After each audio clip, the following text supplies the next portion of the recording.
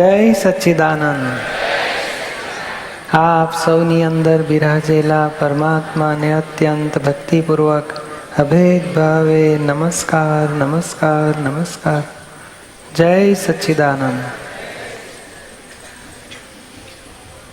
આનંદ વધે છે ને બધો દાડે દાડે. કસાયો વધે છે ને બહાર નીકળવા માટે. એ પછી નીકળીને જતા રહેશે. હે ના, એ લોકો આવે. હું કહું છું આમ કરવું જોઈએ, તમે લોકો સમજતા નથી, બંધ કરો. બે જણા પ્રકૃતિ ખાલી થાય. કઈ ઘરે ખાલી થતી હતી, હવે અહીં ખાલી થાય. એ તો છોડે કે ફટાકડા ફૂટે. પણ આપણે છે ને રાત્રે સૂતા પહેલા ચોખ્ખું કરીને સુઈ જવું. પ્રતિક્રમણ કરવાનું, પ્રત્યાખ્યાન કરવાનું, નક્કી કરવાનું કે મારે કશાય થવા દેવો નથી. ફટાકડા તો ફૂટશે, જો ના ફૂટે તો પછી આપણે સતયુગમાં આવો. ખબર છે સેવંદર સાહેબ પાસે કચરા ફૂટવાના, આપણે જે પેલા ફટાકડા ફૂટે ને કાગળિયા બધા સાફ કરવાના રાત્રે, અને ડાઘા જમીન પર પડ્યા તે ઘસીને સાફ કરીને ચોખ્ખા કરવાના. જે દાજ્યા લોકો, જે લોકો દાજી ગયા બધાને માફી માગી આવવાની. બીજે દાડે નથી ફોડવા એવું નક્કી કરવાનું. તે પાછું ફૂટી જાય, પાછું એનું એ જ રિપીટ કરવાનું.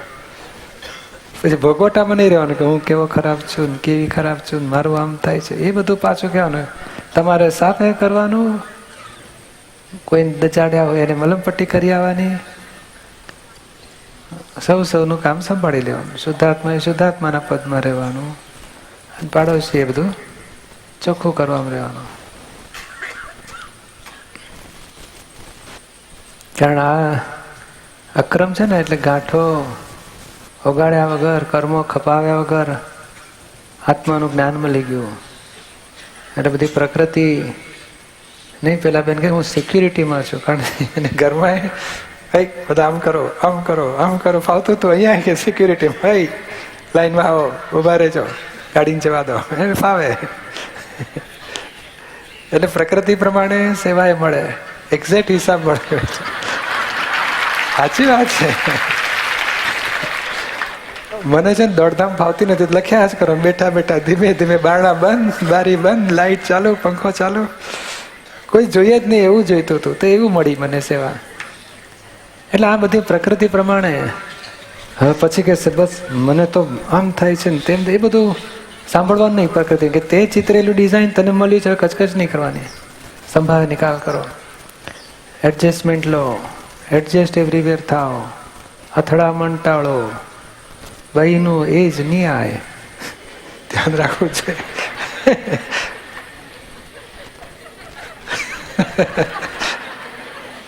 એ બોલવામાં બહુ સરસ છે, વાપરવાનું હવે. અને ભોગવે તે નહીં બોલ, કોઈને નહીં કહેવાનું, જાતે સમજી લેવાનું. કારણ આ બધું આપણે જાતે એડજસ્ટમેન્ટ લેવાનું છે. જ્ઞાન રિલેટિવ એ સામસામે એડજસ્ટમેન્ટ લેવાનું છે, જ્ઞાન જાતે સમજવાનું છે. એ લોકોને સંભળાવવા માટે નથી. અને એટલું તપાસ કરો કે એમની જગ્યાએ આપણે હોય તો આપણે કેવો વ્યવહાર કરીએ. એની જગ્યાએ હું હોઉં તો એના વ્યૂ પોઈન્ટ પર જઈને પછી જોઈએ ને, એ લાગે એના વ્યૂ પોઈન્ટથી બરોબર જ હતું, આપણે ખોટું દબણા આગા પાછા થયા અને અપસેટ થયા.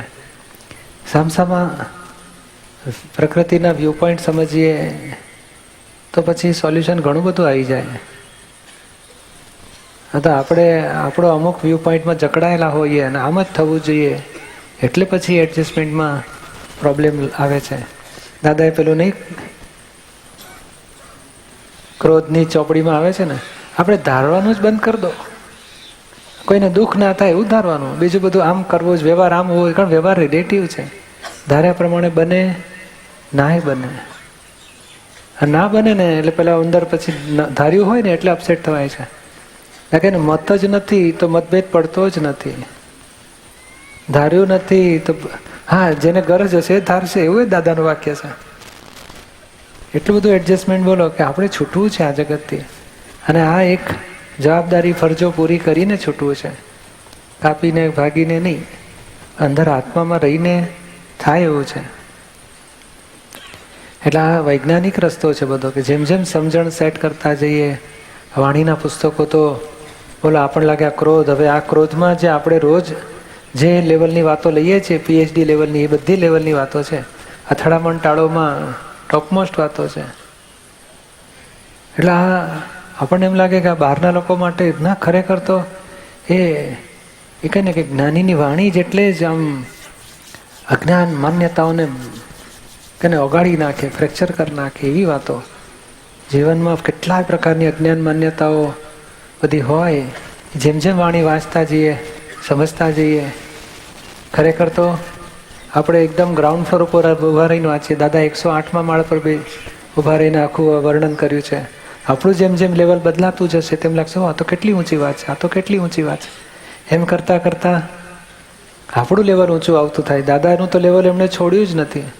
એટલી બધી વિતરાગ વાણી છે, કલ્યાણ ભાવવાળી વાણી છે અને સૈદ્ધાંતિક વાણી છે. નો કોન્ટ્રડિક્શન. અને ગમે તે લેવલવાળો ગમે ત્યારે વાંચે તોય સેન્ટરમાં રહીને નીકળેલી વાણી છે. એક જે વ્યૂ પોઈન્ટ પર ઊભો હોય ત્યાંથી સેન્ટરમાં જ આવે. આત્માને સ્પર્શીને નીકળેલી વાણી, આત્મારૂપ બનાવે એવી વાણી છે. એટલે આ તો પરિચય માગે છે. અને આપણે એક પેરેગ્રાફ વાંચ્યા પછી થોડું, આ નથી કહેતા શ્રવણ કર્યા પછી થોડું મનન કરો, પછી ચિંતન કરો, નિધિધ્યાસન કરો, સાક્ષાત્કાર થશે. તે ખરેખર થોડું અટકી એક પેરેગ્રાફ વાંચ્યા પછી, કારણ વાંચી જઈએ ને તો આમ ધર 1 કલાકમાં 25 પાના પતી જાય. પણ એક જ પેરેગ્રાફ વાંચ્યા પછી થોડુંક શું કહેવા માગતા હશે, અહંકાર શું, બુદ્ધિ શું, મનની ગાંઠો છે, વાણીનો દોષ છે, આમ છે તેમ છે, સ્ટડીમાં લેતા ગયા તો પછી એની ડેપ્થ મળતી જાય છે.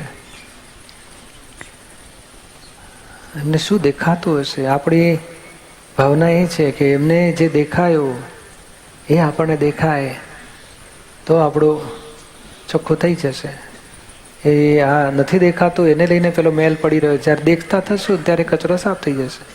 અહીં સાવરણી ઝાડુની જરૂર પડે, અહીં જોવાની જરૂર પડે. જોનારો જ પોતાના પદમાં રહીને જુએ, કચરો ચોખ્ખો થતો જાય. તન્મયાકાર થવાથી કચરો પેઠો છે, જ્ઞાતા દ્રષ્ટા રહેવાથી છૂટો ખાલી થતો જાય. એટલે અદ્ભુત વાતો છે બધી દાદાની. એટલે આપણે વૈજ્ઞાનિક રીતે બધું આ પ્રકૃતિના એટલે કષાયોના દોષો બધા ચોખ્ખા કરવા માંગીએ છીએ. પછી અહંકાર, મનની ગાંઠો બધું ધીમે ધીમે સમજીને. રેખા લાઠિયા, આ બહેનોના ગૂંચવાડા જુઓ. મને કોઈ પ્રશ્ન ઊભો થતો નથી તો શું મારામાં સૂઝ ઓછી હશે? એમ કરીને પછી દુઃખી જ થવાના ધંધા. જ્યાંથી ત્યાંથી દુઃખ વરી લાવવું. અમે સત્સંગમાં તમને સુખ વરાવીને ગળામાં ઘુસાડી હોય, મોઢા ખોલીને, તોય પછી ઉલટી કરીને પછી દુઃખ વરી લાવવાનું. ખરેખર જો તમને પ્રશ્ન ઊભો થતો નથી, તમારે સમજવું લગભગ મારી હવે પૂર્ણાવતી નજીક આવી ગઈ છું. એવું જ હોય ને, 2 જણાને પ્રશ્ન ના ઉભો, કાં તો ઘરમાં હોય એને પ્રશ્ન ના ઉભો થાય, કાં તો ડેસ્ટિનેશન પહોંચી ગયો એને પ્રશ્ન ના ઉભો થાય. બદલા માણસને ઉભો થાય. અને સૂઝ ઓછી નહીં એવું કશું નથી હોતું. આપણે તો છે ને, સાચું કહું, આપણે ખાલી થવાનો માર્ગ છે. પેલા પ્રશ્ન પૂછીને ખાલી થાય છે.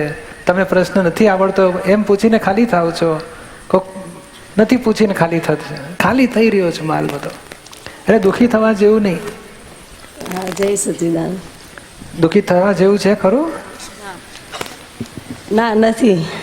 તો પછી પ્રશ્ન ન ઉભા તો કેમ દુઃખ થઈ ગયું તમને?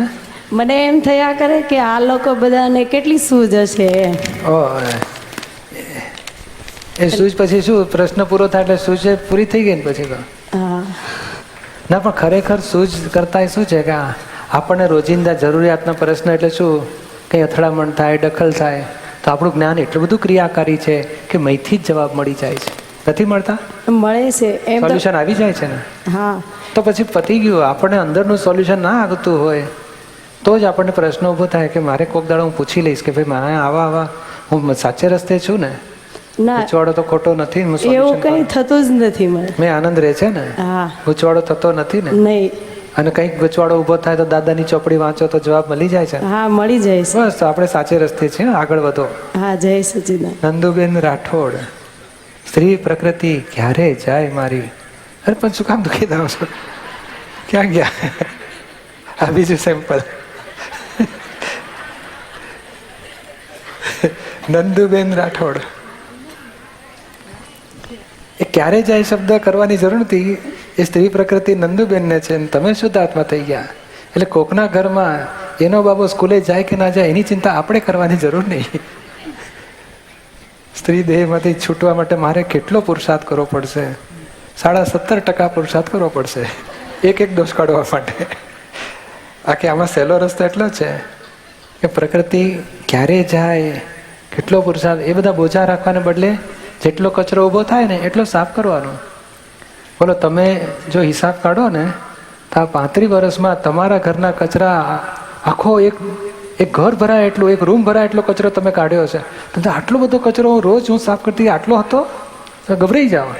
રોજ થોડો સાફ કર્યા કરો ને તો કેવું ગાયન ગાતા જાય, ઘર સાફ થતા જાય, ઝાપટ કરતા જાય, ચા બનાવતા જાય, નાસ્તા કરતા થયા કરે ને સાફ. એવું થોડો રોજ ઉભરાય કચરો પ્રકૃતિનો, એ સાફ કરતા જાઓ. એમાં તેમાં સૌથી પહેલી શરૂઆત ક્યાંથી કરવાની? કોઈને દુઃખ થાય એવું બને છે?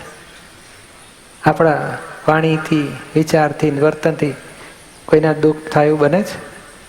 બની જાય. બની જાય એટલે કોક દાડો થતું હોય. પણ જ્ઞાન પછી નથી એવું થતું. ના પણ થોડું થાય ને, મનમાં તો થાય ને. હા શું સવારમાં કહું છું ચા પી લો તો બેસી રહ્યા છે, સ્વભાવ જ આવો, એવું થાય ને થોડું. એવું મનમાં અકળામણ થઈ ને એનું પ્રતિક્રમણ કરવાનું. પણ દીપકભાઈ નાનપણથી જ સ્ત્રી પ્રકૃતિ ગમતી જ નથી, સ્ત્રી દેહ ગમતો જ નથી. આપણે શું થાય, આવ્યો છે તો હવે છૂટવો, એને હવે નિકાલ કરવો પડશે. હસબન્ડ છે ને, છોકરા છે ને, તો પછી બધું આપણે ચિતરેલું બધું ડિઝાઇન તો પૂરી કરવી પડશે. ભાવ શું કરવાનો? મોક્ષે જતા સુધી હવે આવું જોઈતું નથી. નવું બીજ સુધારો. આ શું છે, જે ફળ આવી ગયું એની પર દ્વેષ કરવા જેવું નથી. રાગે કેટલાક લોકો રાગ કરે છે, હું તો આમ દાગીનો ગાલીશ ને આમ ચેન લાવીશ, એ રાગ કહેવાય. તમે કહો મને ગમતું નથી, સ્ત્રી પ્રકૃતિ દ્વેષ કહેવાય. આપણે પાડોશી છે અને હું જુદો અને પાડોશી જુદા, એવું રાખો અને નિકાલ કરો એનો. સમજાયું ને? હજુ તમે કહો છો નથી ગમતી, પણ બોલો ઉપરાણું સ્ત્રી પ્રકૃતિનું ઢગલે બંધ લેવાયા કરતું હશે. જરાક કોઈક ભૂલ બતાડે તો મેં ગમે ખરું કે અકળામણ થાય? હવે તો નથી બહુ ઓલું થતું જ્ઞાન પછી. હા પેલા થતું હતું ને, પહેલેથી સ્ત્રી પ્રકૃતિ ગમતી જ નહોતી અને તોય અકળામણ વખતે સામાન્ય દોષિત જોતા હતા ને. પણ સમજણ નહોતી ને ત્યારે. તો હવે એકદમ પાકી સમજણ થઈ ગઈ છે ને, હા તો એ બરોબર છે. એ જ રસ્તો. જેટલું સામો નિર્દોષ દેખાશે એટલી સ્ત્રી પ્રકૃતિ તૂટશે, એટલું ધાર્યું કરવાનું છૂટશે, સ્ત્રી પ્રકૃતિ તૂટશે. એટલું આપણે કહે ને કે હું સાચી છું એમ કરીને બીજાને ખોટા જોઈશું નહીં તો સ્ત્રી પ્રકૃતિ છૂટશે. એટલે એના રીતે છૂટે એવું છે. આ આટા જેવા દોરેલા વીટેલા છે એની રીતે ઉકલશે તો છૂટશે. એટલે કોઈને દુઃખ ના થાય, પહેલું સ્ટેપ. કોઈના દોષ ના જવાય, બીજું સ્ટેપ. કોઈનાથી આપણને ભોગવટો ના આવે, એ ત્રીજું સ્ટેપ. આ 3 બાબતમાં જાગ્રત રહેવાનું. ફાવે એવું છે કે? તો આ ચેક કર્યા કરવાનું. કોઈનાથી દુઃખ થયું એટલે સમજવાનું પેલો સ્ત્રીપણાનો અહંકાર દુભાયો. કોઈને દુઃખ અપાયું તોય સમજવા અહંકાર છે. કોઈના દોષ દેખાય તોય સમજવા આપણો અહંકાર ને બુદ્ધિ જોર મારે છે. બીજાને ગુનેગાર કેમ ઠરાવો છે? જે છૂટવું હોય તો બીજાને નિર્દોષ જુઓ. સમજાયું ને? એટલે આટલો જ પુરુષાર્થ કર્યા કરજો. પછી ઘણું બધું હોમવર્ક હોય છે, પણ અહીંથી શરૂઆત કરો. પછી કોઈ દોષિત દેખાય નહીં ને તો આપણે સમજવું કે આ પ્રાઇમરી સેકન્ડરી પૂરું થયું. પછી હાયર સેકન્ડરી માટે આગળ સેકન્ડ વાત કરીશું પછી તમને. જય સચિદાન. ભાવિક મારું, for sincerity in seva, how to tackle with, શું લખ્યું છે? અંતસ્કરણ. Please explain me in different ways and role of sincerity in seva. Answer in Gujarati. એ શું આમાં કેવું છે કે હવે અંતસ્કરણ વસ્તુ 4 વસ્તુની બનેલી છે. મન છે, બુદ્ધિ છે, ચિત્ત છે ને અહંકાર છે. બરોબર. એ અત્યારે ડિસ્ચાર્જ સ્વરૂપે છે. હવે આપણી સિન્સિયરિટી ક્યાં છે? તો કે આપણો હાર્ટીલી ભાગ છે. ઓકે. હાર્ટ એ જુદો ભાગ છે આખો. એ હાર્ટથી આપણે જે નક્કી કર્યું કે મારે મહાત્માની સેવા કરવી છે, તેમાં સિન્સિયરિટી શું? એ નિશ્ચય પહેલો સ્ટેપ આવે છે. ઓકે. હવે નિશ્ચયથી પણ એની બિગિનિંગ ક્યાંથી થાય? તો હિત અને અહિત સમજાય ને. હો, આ સેવામાં પ્રકૃતિ ખાલી થાય, દોષો બધા મારે ચોખ્ખા કરવા છે, આ મન વચન કાયા ઘરના કુટુંબ માટે વાપરાયા જ કરે છે, તો આવો અવસર મળે ત્યારે મહાત્માઓ માટે ક્યાંથી વપરાય મારે ભાગે?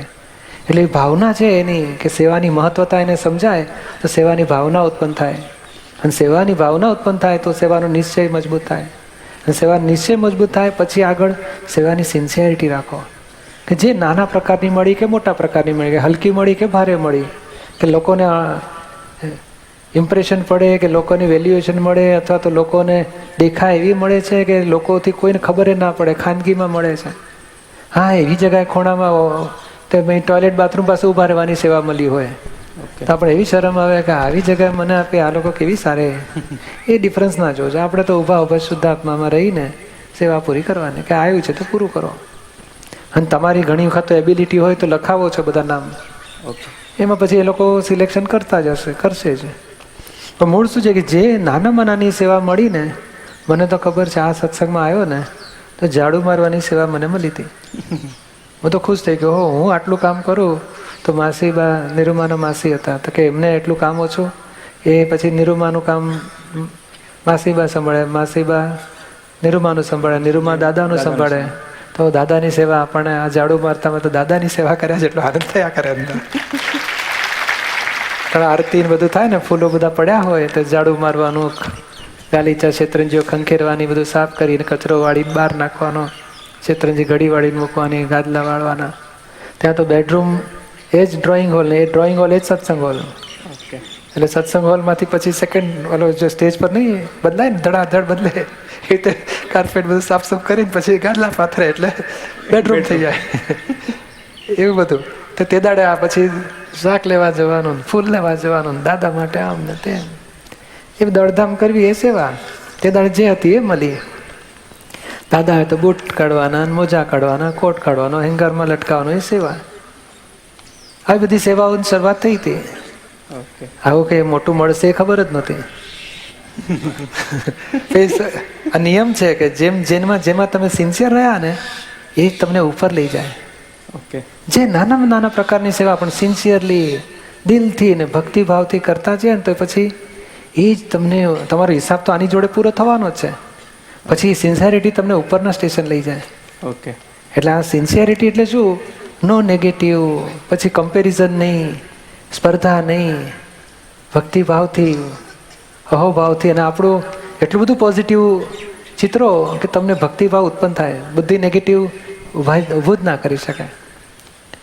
કે આ કમ્પેરિઝન ઊભી થાય ને, એને કેટલું સરસ, મને કેટલું ખરાબ, દુઃખી થવાના ધંધા બધા. એ ના લાવવું છે. આટલી વસ્તુ સરસ. ભાગ્ય આ આંગણમાં પગ મૂકવા મળ્યો એ જ આપણું પુણ્ય, ધનભાગ માનો. એટલે શું? દરેક પોઝિટિવના આનંદમાં ને આનંદમાં સેવા કરવાની છે. ઓકે. ભાઈ એને સારું મળ્યું, મને ખરાબ મળ્યું, દુઃખી થવા નથી. એ દુઃખી થશું ને એ બુદ્ધિના ડખા, બુદ્ધિ હોય ત્યાં સિન્સિયરિટી તૂટી જાય. પછી સિન્સિયરિટી હાર્ટીલીનો ગુણ છે. બરાબર. પછી બુદ્ધિ આવે ને એટલે પછી તૂટી જાય. એટલે બુદ્ધિ વાપરવાની જ નહીં. એને કહે તું બેન બસ બેન બોલશો નહીં તમે, અમને મળ્યું એ જ અમારું પુણ્ય છે, ધનભાગ છે. અમે તો કેટલી ઝંખના કરીએ છીએ, કેટલી ભાવના કરીએ, ત્યારે માંડ સેવાનો અવસર મળે ત્યારે કમ્પેરિઝન કરીને પછી નેગેટિવ બોલો એટલે અંતરાય પડે. આપણે જ જાતે સેવાના અંતરાય નાખી દઈએ પછી. એટલે આ સિન્સિયરિટી તો બહુ મોટી વસ્તુ છે. સિન્સિયરિટી તમને, આ દાદાએ મને કહેલું ને કે તને આ સિન્સિયરિટી ટોપ પર લઈ જાય એવો ગુણ છે તારામાં. એટલું બધું ટોપ પર ત્યાં જે આપણે જોઈએ છે, આ ટોપ આવ્યું જ બધું. જેમાં પેલું જેમ કીડી ચાલતી હોય ને, સફરજન મૂકો તો ચાલ્યા કરે, એક પાઇપલાઇન ઉપર મૂકો તો ઉપર ચાલ્યા જ કરે. એનું આગળ એનું બુદ્ધિ વાપરાય ને કે મને આ ગોળ ગોળ ફર્યા કરું સફરજન પર, એન્ડ કેમ નથી આવતો? શું વાપરે નહીં બુદ્ધિ. કીડી હોય છે ને, નહીં આ સફરજન પર મૂકો ને તે ગોળ ગોળ ફર્યા જ કરે, જોઈ નહીં કે એનું ધ્યેય ન છોડે. હા એ ચાલ્યા જ કરતી. પછી જોઈએ શું થયું કે પણ બુદ્ધિ વાપરવાની. અને આપણે તો બુદ્ધિ વાપરે, હા હું આટલું કર્યું તો આટલો ફાયદો, તો આવું કરીશ તો વધારે ફાયદો કે નહીં. હાલ ફાયદો ખોળો છો માટે બુદ્ધિ આવી ગઈ, માટે કેન્સલ. ઘણા તો કે હું દાન આપું તો ફાયદો થાય ને, એ મારા આવરણ તૂટશે ને. ફાયદો શોધો છે બુદ્ધિપૂર્વક કર્યું ને એ ડખો કહેવાય. એટલે સિન્સિયરિટી તોડી નાખશે આપણે. ઓકે, જય સચિદાન. તરલિકા ભરૂચ 5 આજ્ઞામાંથી જો 2 આજ્ઞા સારી રીતે પડાય તો તરત જ અંદર ચાલુ થઈ જાય છે કે આજ્ઞા સારી મારી સારી પડાય. આ નવું સેમ્પલ. જરાક સારું થયું ને એટલે ગલગલિયા થવા માંડે, હું બહુ સારું આજ્ઞા પાડું છું. પછી એવા ખાડામાં પાડે કે એક આજ્ઞા યાદ ના આવે. તો શું મય આ બધું સાંભળે છે, તેનો ઉપાય બતાવશું. એનો ઉપાય એટલો જ છે કે જરાક થાય ને હું કેટલી સરસ આજ્ઞા પાડું છું, તો આપણે લિસ્ટ તૈયાર રાખવાનું. જે ધણી ઘરમાં કે હું તને કેટલી હેલ્પ કરું છું, તો તમે લિસ્ટ કેવું તૈયાર રાખો છો? તમે આ તે દાડે હેલ્પ કરી હતી, તે દાડે આવું કર્યું હતું, તે દાડે આમ કર્યું હતું, લિસ્ટ નથી હોતું. બેનો પાસે સ્ટોકમાં જોઈએ એવો આ તમારા તરલિકાનો સ્ટોક રાખવાનો કે તું કેટલી આજ્ઞા ચૂકે છે. તો પેલી બોલતી બંધ થઈ જશે. ફાવે એવું છે કે અઘરું છે? શું બરાબર? ફાવે. હા તો એવું કહો ને ફાવે. બરાબર છે તો વાત તો બરાબર, પણ તમને ફાવશે કે નહીં એવું પૂછું છું. પણ દીપકભાઈ થોડી બી આજ્ઞા પડાય ને તો જાણે નિરૂમા જેવી બની ગઈ છે એવું લાગે. હા પણ એને કહેવાય કે નિરૂમાન જેમ તને કેટલા પગે લાગવા. તમે જુદા હશો ને તો બધો રસ્તો નીકળશે. તમે તરલિકાની સીટ પર ડૂબી જશો ને તો કોઈ બચાવશે નહીં તમને. તમે તરલિકાની સીટમાંથી બહાર નીકળો અને તમે એનો તમારો કેમેરાનો ફોકસ તરલિકા શું કરે છે એની પર હોવો છે. એ જરાક મીઠું લાગે તો આપણને કડવું લાગવું છે, શરમ નથી આવતી. એક પેલી નથી કહેતા હળદરની ગાંઠે ગાંધી કહેવાનું. એક હળદરનો ટુકડો મૂકે ને કે હવે મેં કરિયાણાનો વેપાર ચાલુ કર્યો છે. લોકો કે શું કરિયાણાનો વેપાર છે? આ તો એક આવડો ટુકડામાં કરિયાણાનો વેપારી કહેવાય. એવું કહેવાનું તારા 100% આજ્ઞા થશે ને ત્યારે હું માનું કહેવાનું. અને હજુ તો કેટલાય દોષો આવરણમાં છે જેને ઓળખતા જ નથી આપણે. એટલે આ તો બધો અહંકારનો ધંધો જ આ છે. એ ગરવરસ ખાવો છે, કરતાપણું છોડવું જ નથી. એને આપણે જુદા છીએ માટે પ્રકૃતિની પાર નીકળાય એવું છે. એટલે સહેલો રસ્તો શું તો કે એ ચગી ગઈ હોય તો એને ભૂલો બતાડવાની. એને ડિપ્રેશન આવતું હોય તો એના ગુણ બતાડવાના કે ના તમે સરસ દોડીને સત્સંગમાં જાઓ છો, બહુ સારું કરો છો, દુઃખી ના થશો. આ બે આ પ્રકૃતિ એબાઉ નોર્મલ કે બિલો નોર્મલ એ થયા કરે એવું લઈને આવેલા છે. આપણે પ્રકૃતિથી જુદા છીએ. આપણે ચડી ગયું હોય તો નોર્માલિટી લાવવાની, ડિપ્રેસ થઈ હોય તોય નોર્માલિટી લાવવાની. એ સમજીને લાવીશું ને તો ખૂબ આનંદ પણ રહેશે, પ્રકૃતિના દોષો ખાલી થશે અને આપણી પ્રગતિ થશે. નહીં તો આ ભોગવટા છે ને અત્યારે સારું આજ્ઞા પડાય તો ભોગવટા આવે એલિવેશનના. પછી થાય ને કે હે મને આટલો બધો ભોગવટો આવે છે, હું ચકી ગયું છું, એનું પછી ડિપ્રેશન આવે. એટલે 150 ફૂટ ચડે ને ત્યાંથી પાછું પડે, સીધું પડતું જ નાખે, એક પગથિયું ઉતરે નહીં, પછી પછડાય ને પછી હાડકા ભાંગી ગયા એનું રડે માને. અરે કઈ જાતનું રડવાનું, કઈ જાત ક્યારે કઈ રીતે બંધ કરવું એ ખબર જ ના પડે. તો આપણે એને સમજવાનું. જો કેવી રીતે એક તો જો કોઈની ભૂલ દેખાતી જ નથી તો વઢવા પડે ફાઇલ નંબર 1 ને. શરમ નથી આવતી? કેમ ઊંધું જુઓ છો? બીજાને દુઃખ આપો છો, ભોગવટા આટલા આવે છે ને તમે દોષો જુઓ છો.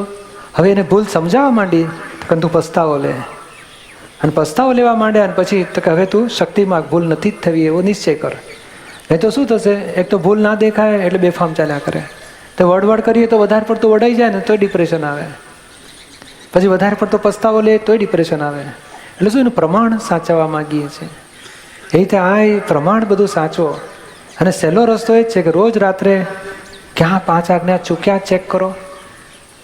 એકલી જો પાળ્યા કરે છે એમાં જો આપણે મસ્તીમાં રહીશું ને એ બધું દાદા ભગવાન જેવી પાડતા હશો કે સિમંદર સ્વામી જેવી પાડતા હશે? નિરૂમાં તો લગભગ થઈ ગયા આપણે. એટલે આવું બધું પૂછવું તો પેલી પ્રકૃતિનો અહંકાર પેલો હવા ટેટામાં જેમ ફૂગો ફૂલ્યો હોય ને તો આપણે આખો ફૂગાને દબાવવાની, ટાંકણી અડાડવાની, એટલે ફૂસ થઈ જાય બધું. જાગૃતિ. મને એમ થાય છે કે આટલી બધી શક્તિ માગવાની, તેમાં મુખ્ય શક્તિ કઈ માગવી તે જણાવશો. તમે સેવામાં કયા ઉપયોગમાં રહેતા હતા? મુખ્ય શક્તિ તો 5 આજ્ઞામાં રહેવાની માગવાની, અને પછી એનું સપોર્ટ કરવા માટે કોઈને દુઃખ આપવું નથી, મન વચન કાયથી એ મને શક્તિ આપો. કોઈના દોષ જોવા નથી, એ શક્તિ આપો. એ મુખ્ય એટલું જ પકડીને ચાલવાનું. પછી એનું એનાલિસિસમાં જવાનું કે ભાઈ 5 આજ્ઞા કેમ ચૂકાઈ ગઈ, કોઈને દુઃખ કેમ અપાયું, ક્રોધથી અપાયું, માનથી અપાયું, લોભથી અપાયું, કપટથી અપાયું, ધારું કે એ પછી દોષનું વિવરણ કરવાનું. પણ ભાવના મુખ્ય આટલી જ પકડવાની. સમજાયું ને? તમે સેવામાં કયા ઉપયોગમાં રહેતા હતા? એ તો મને એવું સમજાય છે. 5 વાક્ય તમને કહું, એ દાદાની જ વાતનું અનુસંધાન છે એમાં. એક તો એકબીજાને પૂરક થઈને કામ કરો. આપણે 2 જણા કે 4 જણા કે 10 જણા સેવા કરતા હોય તો આપણી ભાવના એક મારે પૂરક થઈ જવું છે. દુગ્ધમાં સાકરની જેમ સમાઈ જવું છે, કાંકરાની જેમ ખખડવું નથી. પછી બીજું સ્ટેપ, અટક્યું ત્યાંથી વધારો. એનાથી 3 થયું તો 4થી મારે શરૂ કરવાનું. પછી કેમ તે 10 પૂરું ના કર્યું, મારે કામ મારું હોય કે ના હોય, એક જ નહીં. અટક્યું ત્યાંથી વધારો, બગડ્યું ત્યાંથી સુધારો. બગડ્યું તો કોણે બગાડ્યું, કેમ બગાડ્યું, શા માટે આવું, મારે કશું જ નહીં. જ્યાંથી બગડ્યું ત્યાંથી સુધારો. પછી બુદ્ધિને સેવાના પ્રોબ્લેમના સોલ્યુશન માટે વાપરો. વ્યક્તિ માટે બુદ્ધિ ના વપરાય. બુદ્ધિને બુદ્ધિથી દોષિત નહીં જ જોવાની. ખૂબ નિશ્ચય આપણો હોવો જ જોઈએ. બગડ્યું ત્યાંથી સુધારો જે નિશ્ચય હોય છે ને, એમાં પછી વ્યક્તિને દોષિત જોવાનું હોતું જ નથી. જેમાં રસોઈના ડિપાર્ટમેન્ટવાળાને દાળ બગડી એટલે કોણે બગાડીને, અરે ભાઈ 200 માણસો ઊભા છે લાઈનમાં, આને હવે કરું શું, સોલ્યુશન લાવો. એ તરત ઉપરની દાળ કાઢી લેશે, પેલું તપેલું બદલી નાખશે, તજ લવિંગ ફર્સ્ટ ક્લાસ ટમેટા નાખીને ઉકાળીને પાછી પાણી રેડીને આપી દેશે. ચાલુ. લોકોને ખબર જ ના પડે કે આ બગડ્યું છે, અને લાઈન બંધ, જમવાનું ક્રમમાં પૂરું થઈ જાય. બગડ્યું ત્યાંથી સુધારો. કોઈ દોષિત ના જોશો. એ ચોથું, કોઈને બુદ્ધિથી દોષિત ના જોશો. કામકાજના સોલ્યુશન માટે બુદ્ધિ વાપરો. અને 5મું, જ્ઞાનથી શુદ્ધાત્મા જુઓ, અભેદતા રાખો. આ જો સેવામાં આટલા પ્રિન્સિપલ હશે ને, કોઈ પણ કાર્યમાં સિન્સિયરલી કરવી છે, ને પછી આ પૂરક થઈને કરવી છે, મારા જેટલું સમય જવું છે, આમાં મારે મારું અસ્તિત્વ જ ઓગાળી નાખવું છે, મારે જુદું પોતાનું ચલણ ચલાવવું જ નથી. અને સેવા એટલે શું? આધીનતા. તમે મને બતાડો, મારે કરવી છે, અને ના સમજણ પડે પૂછી લો. આધીનતા કરશું ને તો આપણી આ પ્રકૃતિ ઓગળશે, અને લોકોને આનંદ થશે કે ના અમને સોંપ્યું. અને સોંપ્યા પછી એ કામ પૂરું કરવાનું હોય. પછી કહે ને કે અડધું એવું કરીને પછી ઉલાર્યું કરીએ ને પછી કે તમે આવા છો ને તેવા છો ને, હું નહીં ફાવે ને હું કરીશ નહીં, મને સોંપશો નહીં. એટલે તો તમને જવાબદારી સોંપ્યા પછી જે કામનું એ લોકોએ તમારા ભાગે મૂક્યું હોય એમાં પછી કચકચ કરી ડખો કરો ને અધૂરો મૂકીને ભાગી જાઓ, રાજીનામું આપી દો, એ બહુ મોટો ગુનો કહેવાય. કાલે એક ભૂલ થઈ ગઈ હતી, તમે ત્યાં આવ્યા ને બન્યું તે ન્યાયમાં તો સેવા છોડીને આગળ આપી. એ થોડુંક ભૂલી જઈએ, એ જુદી વસ્તુ છે. એ તો પેલો આપણે ભક્તિભાવથી આપણે ખેંચાઈ ગયા, પણ પછી થોડી વાર પછી તો અમે નીકળ્યા એટલે પાછું જગ્યાએ પહોંચી ગયા હતા ને. ના, આ તો પહોંચે જ નહીં, ભજીયા ખાતો હોય એ જોખમ. સમજાય ને? એટલે આવું સિન્સિયરિટી, આનું નામ કહેવાય. અને સેવા જેની જોડે કરતા હોઈએ અથવા જેણે આપણને સેવા સોંપી એના દોષ ના જોવા. બસ એ તો જો પક્ષપાત કરે છે એને સારું શું, એના કુટુંબવાળાને સારી આપે. અમારા જેવાનું કેવું, એ બધું ચતરવું જ નહીં. ચિત્રા એટલે સમજવાનું કે આ બુદ્ધિ આપણને અહીંથી ફેંકી દે છે, સંસારમાં ફેંકી દે છે. માંડ સત્સંગના ટોળામાં આપણે સમાવવા માગતા હોઈએ તો બુદ્ધિ આપણને ભેદ પાડીને છૂટું પાડી દે. સમજાય ને? જય સચિદાન. તૃપ્તિ રાઠોડ. જ્ઞાન, તૃપ્તિને જ્ઞાન સાથે યાત્રા કરવાનો ખૂબ જ અંતરનો ભાવ છે, પરંતુ ફાઇલોનો હિસાબે જઈ શકાતું નથી. તમે કેવા અંતરાયો છે જણાવવા કૃપા કરશો. જ્ઞાની સાથે યાત્રામાં જઈ શકાય તેવા આશીર્વાદ આપશો. એ તો સંજોગ વસાત છે ને. આપણે કેવું છે, જો આપણું ભાવ વિજ્ઞાન છે. આ દેહ અહીંયા હોય ને તો આપણું ચિત્ત ત્યાં મોકલી દેવાનું, ત્યાં વાંચવાનું. બહુ આજે આ જગ્યાએ ગયા, જેસલમેર, આજે જયપુર, આજે આપણે ત્યાં ફરવું ચિત્તથી. બરાબર. તો પહોંચે બોલો ચિત્ત આપણું હોય ને તો એનો જ લાભ મળે આપણને. આપણે આખું પેલું વાંચ્યા કરીએ પછી ત્યાં હશે, સવાર પડી હવે આમ કરતા હશે, તેમ કરતા હશે, સાંજ પડી સત્સંગ કરતા હશે, ભક્તિ ગરબામાં કેવી મજા. બસ એ ભક્તિભાવ જ આપણો એ અંતરાય તોડશે અને આપણે સૂક્ષ્મમાં હાજરી જેવું લાગશે આપણને. આ સહેલો રસ્તો છે. અને સંજોગ અને ફાઇલોના સંભાવે નિકાલ કરવાના. એમાં કોઈને દુઃખ ના થાય, એના દોષ ના જોવાય. અને આપણે કે ને મારા કેવા અંતરાય કરીને ભોગવટામાં જવું નથી. આપણે આ તો સાધારણ સમજવા માટે કે આ સંજોગ બન્યા છે, કોઈનો દોષ નથી, બન્યું એ વ્યવસ્થિત. અને આજ્ઞામાં રહો, દાદાના વિજ્ઞાનને ગોઠવીને જીવનમાં ડગલે ને પગલે વિજ્ઞાન ગોઠવો. કોઈને દોષિત જોવા, કોઈને દુઃખ આપવું, પછી ચીડાઈ જવું, અકળામણ કરવી, જાતે ડિપ્રેસ થવું, એ બધા ઊંધા રસ્તા છે. એ ખોટા રસ્તા પકડવા જ નહીં. આપણે આનંદ રહે, આપણી ભાવના, આપણે આનંદમાં ને આનંદમાં, આપણે મોહમાં આપણું સત્સંગ કે જાત્રા બધું ભૂલી જઈએ એ પણ નથી કરવા માંગતા. મસ્તીમાં આવી જવું નથી, જાગૃત રહેવા માંગે છે. મારી ભાવના છે, આ ફાઇલ પૂરી કરવી છે, ભવિષ્ય મને મળો, મારી ભાવના છે. ઉષા બોરડા. ઉષા દરરોજ દાદાને પ્રાર્થના કરે છે કે આવતો અવતાર પુરુષ દેહ જોઈએ છે, તો ઉષાને શું કરવું? ઉષાને વિચાર આવે છે કે ઉષાનો ક્રોધ, માનની ગાંઠ બિલકુલ નથી, તેને કેવા પ્રકારનો પુરુષાર્થ કરવા? એ બિલકુલ નથી એ શબ્દ એ કોણ જજમેન્ટ લે છે? એ તો ઉષા જ લે છે. હા, તો એનું જજમેન્ટ કંઈ સાચું હશે? એટલે આપણે કે ને કે એવું નક્કી કરવાનું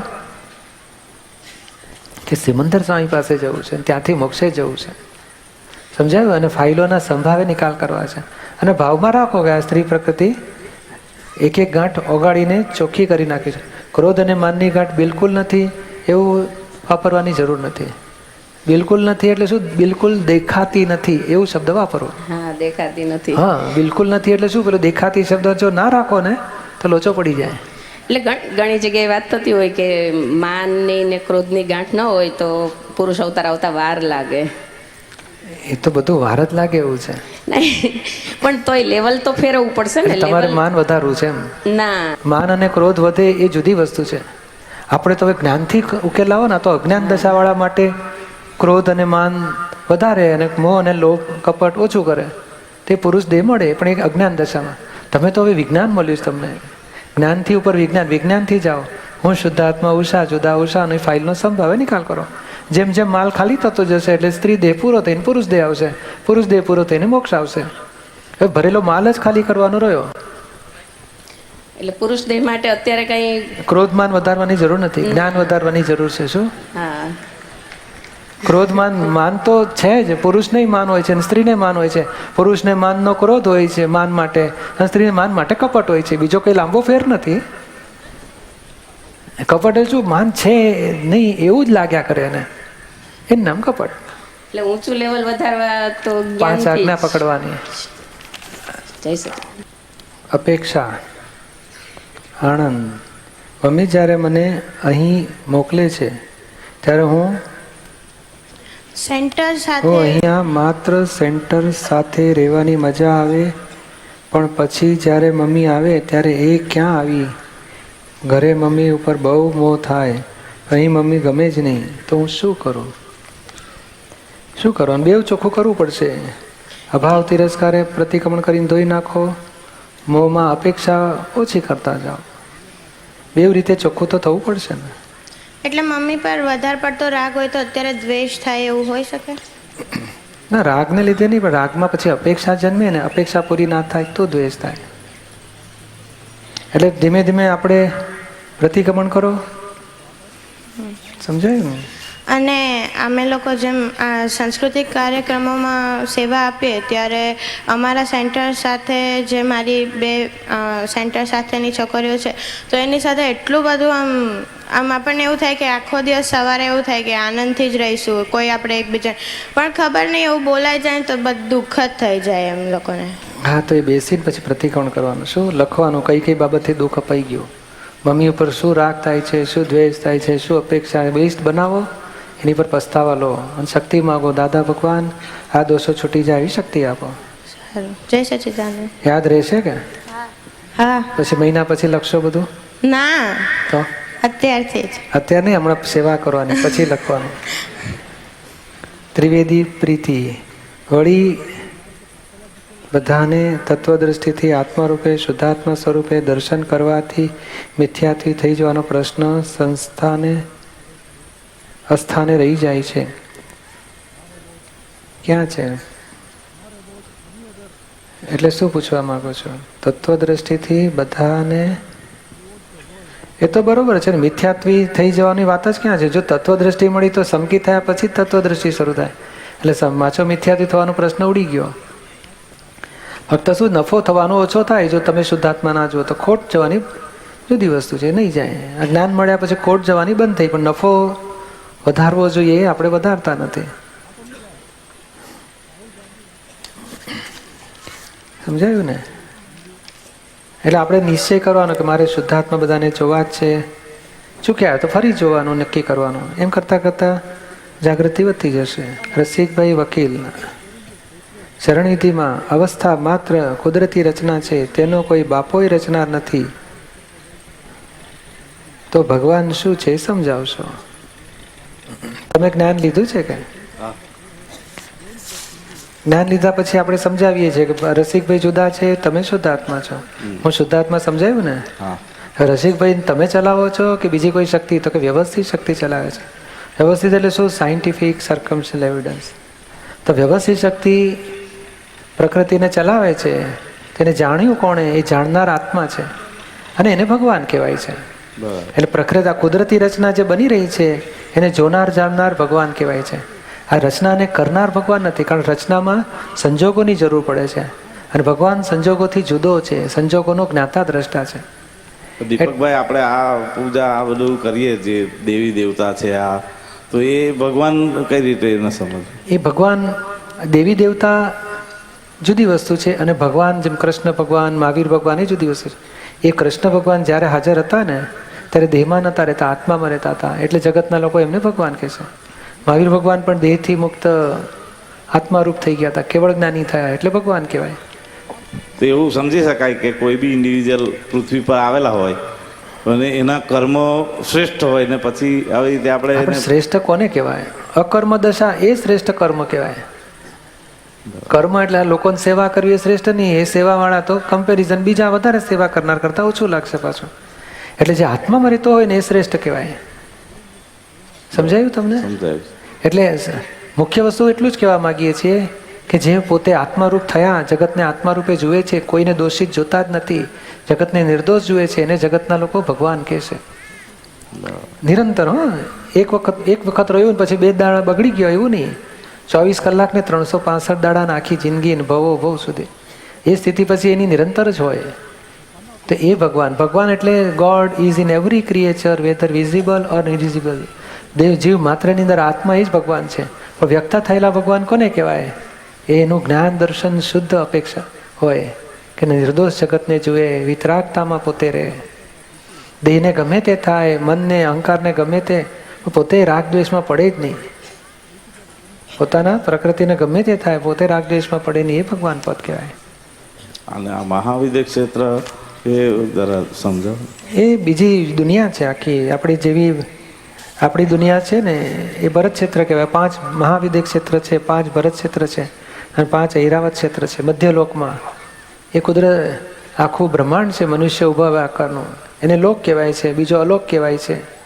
લોકમાં 6 વિનાશી તત્વો છે. એમાં મધ્યલોક, દેવગતિ, ઉર્ધ્વલોક, અને અધોગલોકમાં નરગતિ છે.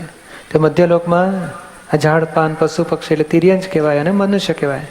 તો મનુષ્યના રહેવાની જગ્યા જે કર્મભૂમિ એવી 15 દુનિયા છે, અને કર્મ બીજી બધું ઘણું મોટું દુનિયા છે.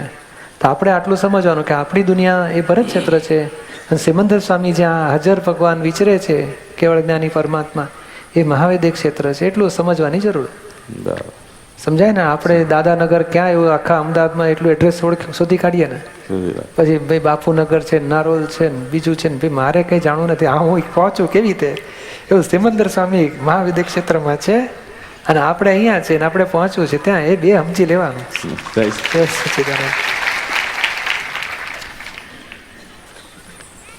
હવે નામ નથી લખ્યું, હવે હાજર છે કે ગેરહાજર છે કોને ખબર. આપણે જીવન, સંસાર અને મોક્ષ બંનેમાં ગૂંચવાતા હોય તો તેમાં શું કરવું? બેનનો પ્રશ્ન લાગે છે. મારે ખૂબ જ વધારે ભણવું છે, એટલે હજુ ભણવાની વાળા છે. પરણવું ના પરણવું મારા માટે મહત્વનું જરાય નથી. બસ ખૂબ જ વધારે ભણવું છે. તો આ ભણવા માટેનો મોહ કહેવાય. સંસારમાં જઈએ ત્યારે તેમાં ખોઈ જવાય છે, અને સત્સંગ શિબિરમાં અડલ જ જઈએ ત્યારે સંસાર નથી ગમતો. આવો 2 વિચાર આવે તો શું કરવું? આ કોનો પ્રશ્ન છે? પૂછવામાં, નામ આપવા માંગતો શું છે? આમાં કંઈ અઘરું હતું નહીં, આબરૂ બગડે એવું છે નહીં. તો હમણાં છે ને ભણવાની ફાઇલ પૂરી કરવાની, જેનો હોય તેનો ભણવાની ફાઇલ પૂરી કરવાની. રોજ 10 મિનિટ દાદા પાસે શક્તિ માગી, દાદા ભગવાનના અસીમ જે જયકાર કરી શક્તિ માગીને ભણો, પછી આગળની વાત આગળ. અને બીજું બધું કોઈને દુઃખ ના થાય એ સ્ટેપિંગથી આગળ ચાલુ રાખો. નામ ન લખવા બદલ મને માફ કરશો. આજના દિવસ માટે જ હું હાજર છું. આજે અત્યારે સત્સંગમાં હોઈએ ત્યારે બધી સારી વાતો સારી રીતે સમજી શકીએ છીએ, પરંતુ રોજિંદા જીવનમાં તેને જ્યારે પ્રેક્ટિકલમાં ઉપયોગ નથી કરી શકાતો તો કેવી રીતે કરવો એ વિસ્તારથી સમજાવો. આ તો શું, જેની સામે જોઈને બોલીએ તો એને સમજણ પડે હા કહેતો, ને તો આ તો હવામાં બોલ્યા જેવું લાગશે મને. આમાં જરાય તમારે શરમ આવે એવું નથી. ટૂંકી વાત એટલી જ છે કે આપણે રોજિંદા જીવનમાં ઉપયોગ નથી કરી શકતા તો લિસ્ટ બનાવો ક્યાં આજ્ઞાનો ઉપયોગ નથી કરી શક્યા. એની માટે 2 સ્ટેપ છે. એક તો નથી પાડી શકતા એની માટે શક્તિ માગો, પાડવી છે એવો નિશ્ચય કરો. એવો નિશ્ચય કરીને પછી શક્તિ માગવાની કે આવું નથી પડાતી એની શક્તિ આપો, પડાય એવી શક્તિ આપો.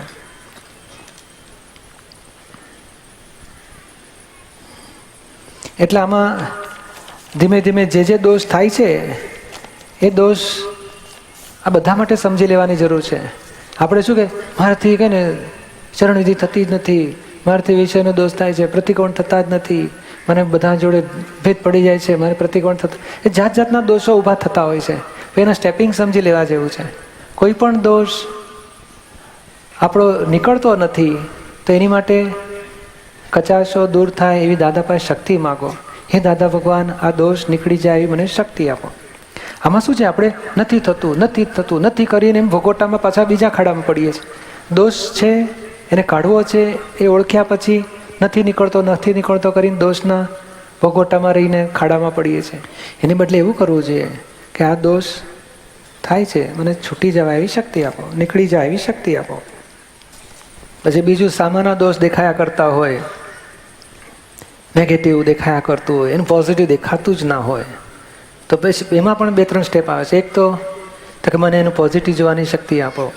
પછી બીજું તો કે એનું નેગેટિવ છે, હે દાદા ભગવાન આના દોષો નીકળી જાય, એ ચોખ્ખા થાય એવી શક્તિ આપો, એને કૃપા કરો એની પર, એને માટે પ્રાર્થના કરો. એટલે સામાના દોષ નેગેટિવિટી માટે પ્રાર્થના કરો, પોઝિટિવમાં આવો અને ધીમે ધીમે એના શુદ્ધાત્માને પાસે કે મને એના માટે જે ઓળા દોષ દેખાય તેની માફી માગું છું, મને ક્ષમા કરો, આવી ભૂલ નહીં કરવાની શક્તિ આપો. એની માટે આ 3 સ્ટેપ અને પોતાની કચાશ માટે આ 2 સ્ટેપ. આ ભૂલ નીકળી જાય એવી મને શક્તિ આપો, આ ભૂલથી બીજાને દુઃખ થયું એનું પ્રતિક્રમણ કરો. આવું સ્ટેપથી જઈશું ને તો આપણે આ ધીમે ધીમે આ પ્રકૃતિના ચીકણા દોષોમાંથી, જે ગાઢ જામી ગયેલા દોષોમાંથી નીકળવા ધીમે ધીમે નીકળાય એવો રસ્તો થશે. આ ગૂંચવાડામાં આપણે ચોખ્ખું કરી નહીં શકીએ અને ભોગવટો નફામાં આપણે 2 રીતે ખોટ ખાઈશું. શશિકાંત, હું એડજસ્ટેબલ છું. હું એડજસ્ટેબલ છે પણ પોતાપણું એ જુદી વસ્તુ છે, સમજાવશો? કયા શશિકાંત? હું એ કહે ને કે ટ્રેન ભેગી થાય તો પેસેન્જર બની જાય, વાઈફ ભેગી થાય તો ધણી બની જાય, છોકરો ભેગો થાય તો બાપ બની જાય, તરત ફ્લેક્સિબલ. અને પોતાપણું એટલે શું, હું બાપ છું ને, હવે એને કંઈ જમાઈ બનાવવો હોય ને તો મુશ્કેલ પાછી. બાપમાંથી જમાઈ બને પોતે ના, એ આગળ વધ્યો છે, એડવાન્સ થયો છે, જામી ગયેલો માલ છે. અને હું તો બહુ ફ્લેક્સિબલ છે, પણ એટલે જ કલાકમાં હું શુદ્ધાત્મા બોલાય તો શુદ્ધાત્મા બની જાય છે. બોલો, જ્ઞાનને પકડી લેતા વાર જ નથી લાગતી. પણ પોતાપણું એટલે શું થયું છે કે હું એ વિકલ્પ કર્યો. ટ્રેનના આધાર પેસેન્જર, હવે ટ્રેનમાં તો પોતાપણું તરત છૂટી જાય છે, હું પેસેન્જર છું ને, ઘેર આવે છે ભૂલી જાય છે. પણ હું પહેણ્યો છું ને, આખી જિંદગી ભૂલતો જ નથી. એટલે વાઈફ તમારી જોડે છે નહીં, હવે તો એ તો 3 મહિનાથી સેવામાં જતા રહ્યા છે, તમે ઘરે રહો છો તો કે હું પહેણેલો છું, ભૂલાતું જ નથી ને, એ પોતાપણું. પણ આપણે હવે જ્ઞાન લીધા પછીથી તો એની મેળે પરિવર્તન થઈને ખલાસ તો થતું જ જાય છે ને. એની મેળે એટલે શું છે, એની મેળે શબ્દ બોલવો ને, એની મેળે ઊભું થશે ખરું, પણ તમે જાગૃતિથી જોશો તો ઓછું થશે, અને નહીં જુઓ તો પડી રહેશે. જેમ ઘરમાં કચરો હોય ને, તમે સાફ કરો તો ઓછો થાય, ના કરો તો પડી રહે. એ બરાબર છે, પણ આપણે કચરો તો સાફ કૃપાથી થતો જ જાય છે ને. કૃપાથી થતો એટલે શું છે કે આમ થોડું ઇનડાયરેક્ટલી કેવી રીતે થાય છે આ સેવામાં તમને કોઈ જરા કે તમે ટાઈમે ના આવું છે, ગમે તેવા બસ પોતાની રીતે ફાવે તેમ કરો છો, એટલે આપણે અકળાઈ જઈએ. અકળાઈને પછી થાય કે શશિકાંત સંભળાવા નિકાલ કરો. એટલે એમ પેલું ઓળખતા નથી એ દોષને કે મારે હું કહે ને કે રાઈટ ટાઈમ વાળો છું, મને જેમ તેમ આક્ષેપ મૂકો છો, એવો અહંકારને ઓળખ્યો નથી. પણ આ પ્રકૃતિને અથડામણ ઊભી થઈને મારે ફાઇલનો સંભાવે નિકાલ કરો છો, મારે દુઃખ નથી આપવું, હું શુદ્ધાત્મા શશિકાંતને કહે છે એમ જ્ઞાન ગોઠવો છો ને એટલે એક પડ જાય તો છે, પણ અમુક પડ જાય ને પછી તમને એક્ઝેક્ટ દેખાય કે ઓહો હું રાઈટ ટાઈમ વાળો એકદમ પંક્ચ્યુઅલ છું અને આવો આક્ષેપ મૂકો છો, એવા અહંકારને હર્ટ થઈ જાય છે. પછી રાઈટ ટાઈમ વાળો શશિકાંત હું શું અને શશિકાંત સંજોગાતીન છે, બટ રાઈટ ટાઈમ કે રોંગ ટાઈમ એની દ્રષ્ટિએ આ રોંગ છે, માટે એને દુઃખ થયું, માફી માગું છું. અહંકાર પછી ઓગાળ્યો ને એ જોયો કહેવાય. અને એ જોયો ને તો એક્ઝેક્ટ એ પોતાપણું જોઈને જાગૃતિપૂર્વક ઓગાળશો ને તો કાયમનો એન્ડ આવશે. એટલે પોતાપણું ઓગળે તો છે જ, ઓગળે છે, પણ દાદા સરસ કહે છે કે અજાગૃતિપૂર્વક હોય ને તો 2% ઓગળશે અને જાગૃતિપૂર્વક હોય તો 10% ઓગળશે. ઓગળે તો છે, પણ આ શું છે કે આપણે હવે કહીને એની વડે મહાવૈદ્ય ક્ષેત્રે જવાશે ત્યારે જઈશું એવું બોલીએ છીએ. ના ના મારે જવું જ છે એવું નક્કી તો રાખીએ છીએ ને. હા એ તો છે જ ને. તો એવું આમાંય રાખો કે મારે પોતાપણું ઓગાળવું જ છે. આ બેન કેવું સરસ, મારે સ્ત્રી પ્રકૃતિ તોડવી જ છે, સ્ત્રીપણાની ગાંઠ તોડવી છે, એ નક્કી કર્યું એટલે મોટી જાગૃતિ કહેવાય. બરાબર. હવે કરશો ને આજથી નક્કી? ચોક્કસ કરજો. જય સચિદાનંદ. ભાવનાડી પટેલ ક્યાં છે? તમારું છે.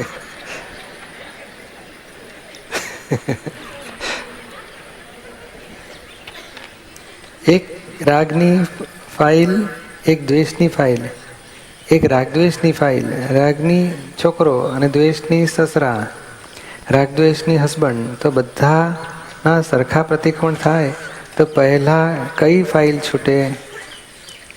આ ઉખાણું આપ્યું. સસરાની પહેલી છૂટે, દ્વેષવાળો છે ને એટલે બહુ છૂટું જ હોય, એ પ્રતિકોણ થાય એટલે વહેલું પૂરું થઈ જાય. પછી છોકરો આવશે અને પછી હસબન્ડ આવશે. તમારે શું કરવું છે? બધું છોડવું. હા, તો પેલા તમે ભાવનાથી છૂટો. ભાવના ને રાગ છે, ભાવના ને દ્વેષ છે, એવું પેલા જુઓ તો પતંગની દોર આપણા હાથમાં આવશે, તો આપણે જેવી ઊંચી નીચે લઈ જવીએ લઈ જવાશે. હા, તો આપણે જ જો હું જ ભાવના અને મારાથી દ્વેષ થાય છે, મારાથી રાગ થાય છે, તો ચોખ્ખું થવાનું ક્યારેય એવું થઈ જાય અને ભોગવટા આવે. બહુ ભોગવટા આવશે. એટલે તમારી ભાવનાને જુદી રાખવાની. એમાં અઘરું છે કશું તો રાખજો. ભાવનાને કે તું આવું દ્વેષ રાખે છે, શું ફાયદો? શુદ્ધાત્મા જો, નિર્દોષ જો. આ દ્વેષ માટે એની માટે નેગેટિવ અભિપ્રાય હોવા જ જોઈએ. બહુ જ. હા, તો એ બધાને પોઝિટિવ અભિપ્રાયથી ભાગો, શુદ્ધાત્મા દ્રષ્ટિથી ભાગો. દાદાની વાણી નિર્દોષ દર્શનથી નિર્દોષ છે ને, એમાં નિર્દોષ જોવાના કેટલા બધા પુરાવા બતાડ્યા છે કે સામો અહીંયા જ પૂરતું રહે, પછી ઘરે જાય એટલે ના થાય. ના વાંધો નહીં, ઘરે ગયા પછી છે ને આપણે એકલા પડીએ ને ત્યારે બધું જાગૃતિ ઊભી થશે. એકલા એટલે શું, એ હાજરી હોય ને સામે તો આપણું બધું આવરણ આવી જાય. પણ થોડી વાર પછી ઉદય કર્મ તો પૂરું થાય ને, એ ના હોય ત્યારે થાય આવું બધું. પછી આપણી રૂમમાં જતા રહીએ, પછી આપણે નિર્દોષ દરથી નિર્દોષ વાંચો, આ પ્રેમની ચોપડી વાંચો કે પ્રતિક્રમણની ચોપડી વાંચો, ભગવે તે નિબુલ વાંચો, અને પછી ધીમે ધીમે જ્ઞાન ગોઠવો કે મારે શુદ્ધાત્મા જ જોવા છે, નિર્દોષ જોવા છે, મારે રાગદ્વેષમાં પડવું નથી. આ ભાવમાં ધણી થાય, પછી સસરો થાય, પછી છોકરો થાય, પછી બાપ થાય, પછી આ સંબંધોમાંથી આપણે ક્યારે છૂટીશું? આ રાગદ્વેષ એ જ આ સંબંધોનું કારણ છે. અને આવા ને આવા દરેક આ વખતે વહુ થયા છો, કોઈ વખત બૈરી થશો, પાછી મા થશો, પાછી દીકરી થશો, પછી ગર્લફ્રેન્ડ થઈને પાછું લફરા કરશો. આવા ધંધામાં આપણે આ દરેક અવતારમાં ભટક્યા છીએ. હવે આમાં થાક્યા નથી આપણે, છૂટવું છે હવે. એટલે પહેલું સ્ટેપ છે ભાવના. તારે છૂટવું છે કે બંધાવવું છે, નક્કી કર. આખો દિવસ વાતચીત થાય, બધું આટલી એવું બાબતનું સમજીને કરો કે તારે છૂટવું છે, તો કે હા, તો પ્રતિક્રમણ કરો, નિર્દોષ જો. સામે આવે ત્યારે બહુ દ્વેષ થઈ જાય. શું થાય છે, એ શું કરે છે? એટલે અહીંયા ના આવવા દે કે પછી એવું બધું આમ થાય ત્યારે બહુ જ દ્વેષ થાય. પેલું બાળકોની એમાં લખે ને મેલેરિયા થયો હોય ને આપણે ન આવી શકીએ તો કોનો વાંક કાઢીએ? એ પછી સમજાય કે આવું થયું હોત તો. તપ તો કરવું જ પડશે ને. આ તપ કરવાના છે આપણે. ધીમે ધીમે જ્ઞાન ગોઠવો, તપ કરો, આવશે. આપણે જીતીશું એક દાડો.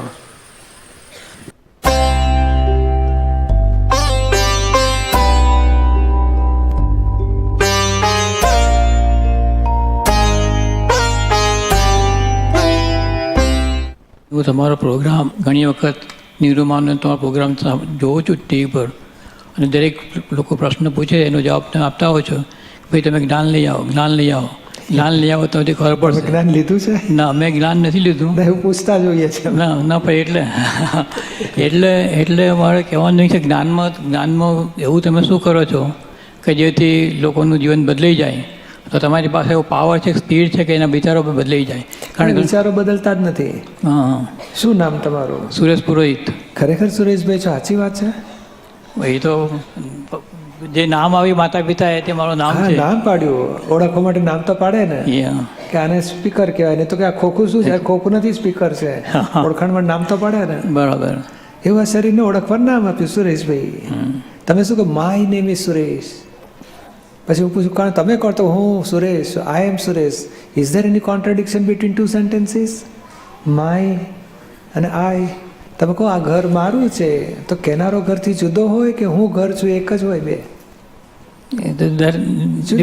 જુદા જુદા નહીં. મારું શર્ટ કહો તો શર્ટ જુદું ને તમે જુદા. તો માય બોડી કહો છો, યુ નેવર સે આઈ એમ બોડી. તો માય બોડી કેનારા આઈ કોણ આમાં? ધેર ઇઝ નો આઈ. નો આઈ. એ નો આઈ કેનારા તમે કોણ? તમે કયા? હા, એટલે આઈ એટલે હું પોતે કોણ છું તે ઓળખવા. આત્મા. આત્મા છે. એ જ આત્મા છે. એ જ આત્મા એટલે સેલ્ફ. સેલ્ફ રિયલાઇઝેશન ઇંગ્લિશમાં કહેવાય, આપણે ગુજરાતીમાં આત્મ સાક્ષાત્કાર કહેવાય. એ સેલ્ફને જ ઓળખવાનું છે. અત્યારે સેલ્ફ શું છે? તો કે હું સુરેશભાઈમાં બેઠા છો. સુરેશભાઈ રિલેટિવ છે, ટેમ્પરરી છે.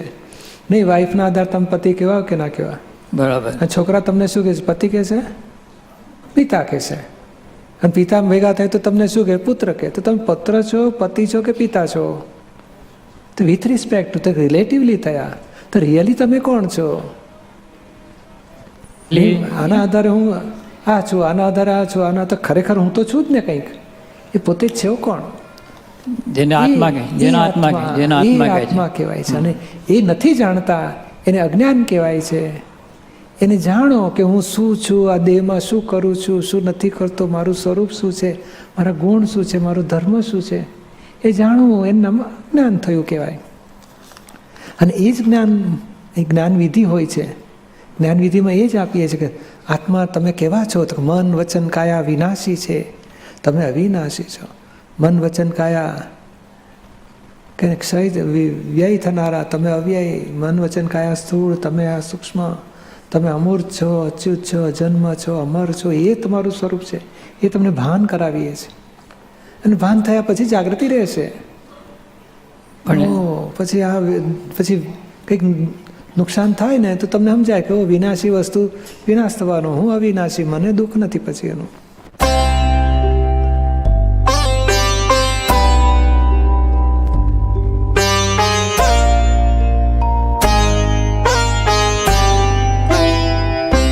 અક્રમ માર્ગમાં જ્ઞાનવિધિમાં એવું તો શું થાય છે કે આપણને આત્માનું અનુભવ લક્ષ પ્રતિથી ફિટ થઈ જાય છે?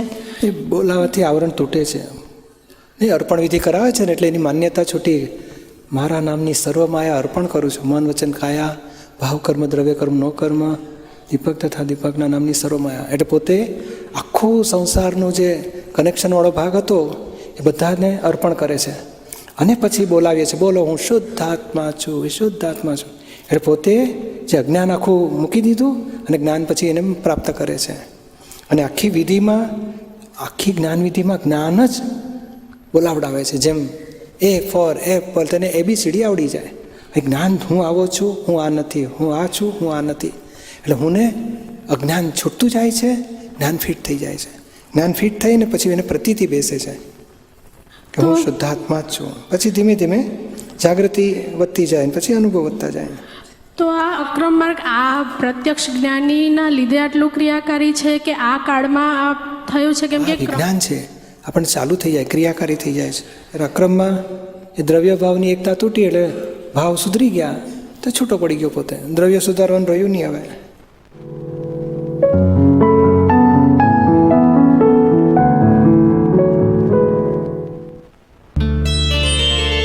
It's Dada Bhagwan Foundation presentation, Trimandir Sankul, Adalaj, District.